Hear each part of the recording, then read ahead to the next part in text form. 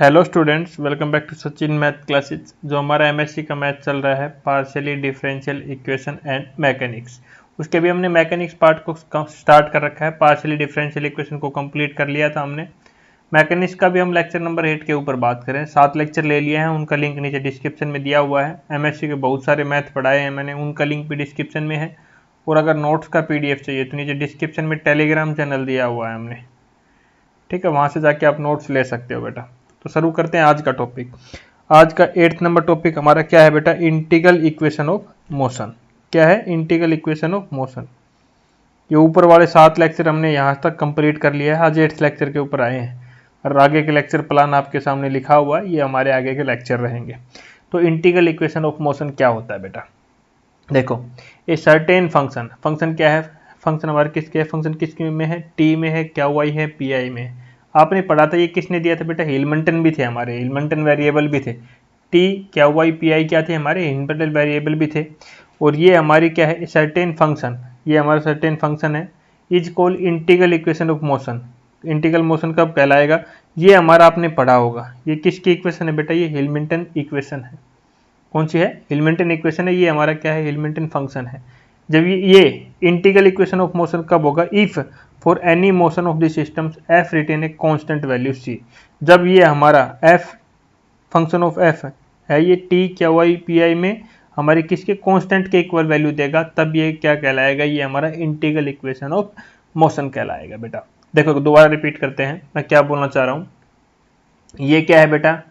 F हमारे किस किस की टर्म में है? टी, क्या वाई और पी आई। ये आपने पढ़ा था, ये क्या है? हिलमंटन वेरिएबल है। इसकी इक्वेशन क्या है? ये नीचे दी हुई है, इक्वेशन नंबर 1। ये अगर ये फंक्शन है, ये फंक्शन हमारा सी के इक्वल आ जाए तो हम इसको क्या कहेंगे? इंटीग्रल इक्वेशन ऑफ मोशन कहेंगे। बिल्कुल सिंपल सी बात में। ये आया था आपका 3 मार्क्स में एग्जाम में, अभी लेटेस्ट। इसके साथ एक थ्योरम और अटैच की हुई थी, तो क्वेश्चन बन गया था ये 8 नंबर का। वो इसके साथ थ्योरम क्या अटैच की हुई थी? The necessary and the sufficient condition for a function हमारा यही दिया हुआ, be the integral equation of motion is curly f upon curly t plus f h is equal to 0।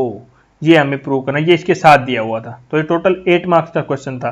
तो हमें पता है एफ टी, क्या y, p i the integral equation of the motion है। तो हमारी ये एलिमेंटन इक्वेशन थी, और ये सी के इक्वल होगा तभी तो ये इंटीग्रल इक्वेशन होगी। बताओ, बिल्कुल जर्नल सेंस वाली बात है ना।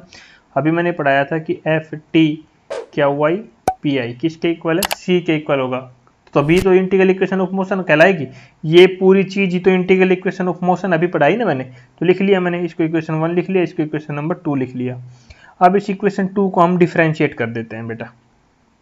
इक्वेशन 2 डिफरेंशिएट किसके रेस्पेक्ट में किया? टी के रेस्पेक्ट में किया। अब क्या थी हमारी इक्वेशन 2? एफ टी, क्या वाई, पी आई, यही था ना, इसी में था। तो चलो करते हैं। सबसे पहले करली f upon curly T, simple सा हो जाएगा।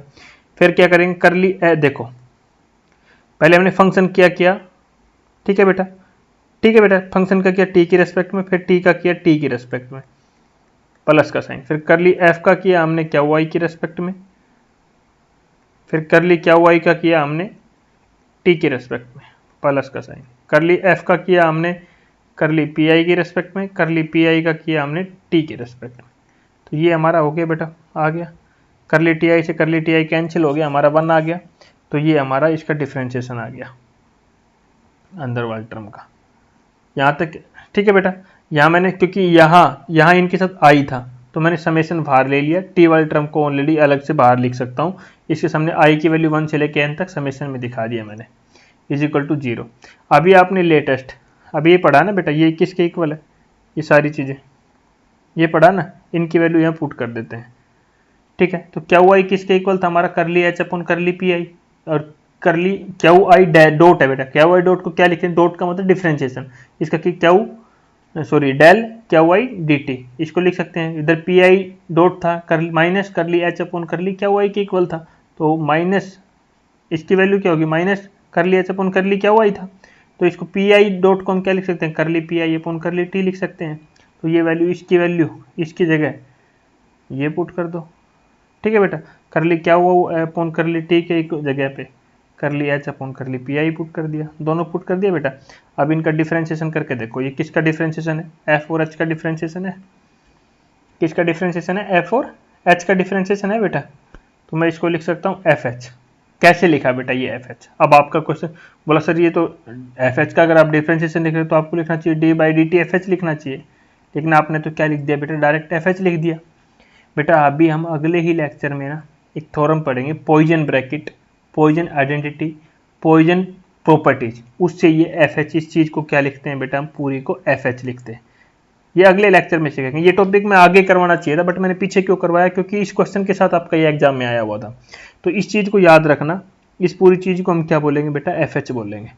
किससे? बाई पॉइजन प्रॉपर्टी लगा लो, पॉइजन ब्रैकेट लगा लो, ये आप पॉइजन आइडेंटिटी लगा लो, वहाँ से ये आया है, और ये f h is equal to 0, यही हमें प्रूव करना था बेटा। यही हमारा क्या हो गया, प्रूव। तो ये था लेक्चर। अगले लेक्चर में क्या सीखेंगे, लेक्चर नंबर 9 में पॉइजन ब्रैकेट क्या होता है, प्रॉपर्टीज क्या होती है, और मोस्ट इंपॉर्टेंट टॉपिक की पॉइजन आइडेंटिटी क्या होती है बेटा। ये एग्जाम में बहुत बार आया है। एक बार का आपके एग्जाम में आया था define Poisson bracket and state it property. एक बार क्वेश्चन आया define Poisson bracket and find Poisson identity. तो 2 क्वेश्चन अलग अलग तरीकों से आया है। उस ये लंबा लेक्चर रहेगा, 9th जो लेक्चर रहेगा, पूरा पॉइजन ब्रैकेट को एक साथ हम कवर करेंगे, बहुत काफ़ी लंबा लेक्चर रहेगा। इसको अगले लेक्चर में हम बात करेंगे। ठीक है बेटा, चैनल पे पहली बार है तो चैनल को सब्सक्राइब कर लेना, वीडियो अच्छी तो वीडियो को लाइक और शेयर करना।